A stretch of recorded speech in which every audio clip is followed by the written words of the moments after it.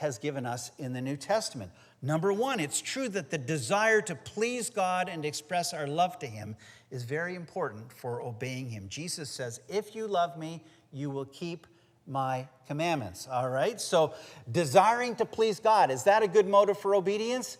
Absolutely. Okay. Second, the need to keep a clear conscience before God. Well, that's another motive for obedience as well, isn't it? The desire, thirdly, the desire to be a vessel for noble use and have increased effectiveness in the work of the kingdom. Fourth, the desire to see unbelievers come to Christ through observing our lives. You know, that faith of ours, we will be true to the detail by kindly words and virtuous life, says the hymn, that we want to make witness. That's biblical. 5, the desire to receive present blessings from God on our lives and ministries. That's a real reason too. 6, the desire to avoid God's displeasure and discipline on our lives. 7, the desire to seek greater heavenly reward. There we are. There it is. But it's part of all this. Okay? 8, the desire for a deeper walk with God. 9, how's this? The desire that angels would glorify God for our obedience. 10, the desire for peace and joy in our lives. And 11, the desire to do what God commands simply because his commands are right and we delight in doing what is right. It's a full-orbed thing, and this is part of it. Okay? It doesn't stand all on its own. Point number 5, so we get to the last of these. We've got the pattern of the passage. We've got the counter is a counterpoint to the Pharisees, but notice what was true of them. A perspective on possessions is related to idolatry. A promise for prodigality. A reward, treasures in heaven. The last point, number 5, is an appeal for self-appraisal. An appeal for self-appraisal.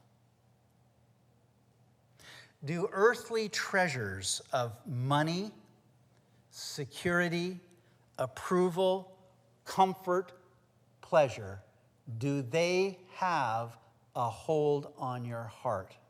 Okay. Are you, these things that are part of life, are you holding them with a clenched fist or with an open hand as something that belongs to the Lord, so that were it taken away, it wouldn't be the end of all your hope? A little bit earlier, I quoted the first 4 verses of C.T. Studd's poem, and the first 4 verses are written in the indicative. They express a fact, okay? The last 4 verses, then move to the imperative.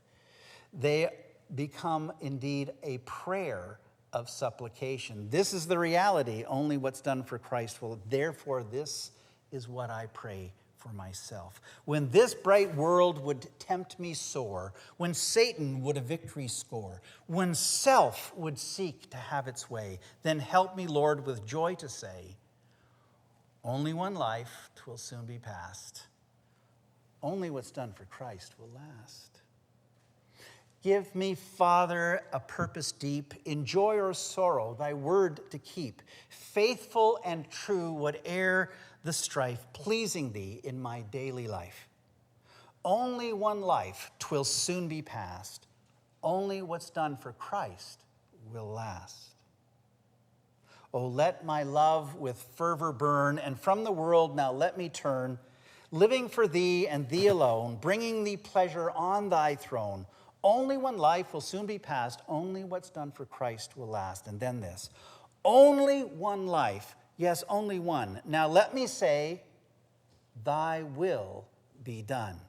And when at last I hear the call, I know I'll say, 'twas worth it all. Only one life, 'twill soon be past. Only what's done for Christ will last. Here's our last thought, and we're done. Saints, holy ones. By faith, we are once and for all established as saints positionally. As Christians in this life, we are striving to be saints practically. But then add this: in glory we shall be made saints perfectly.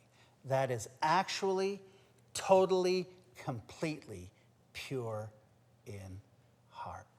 Saints in name and saints in reality. Thanks be to God. Amen.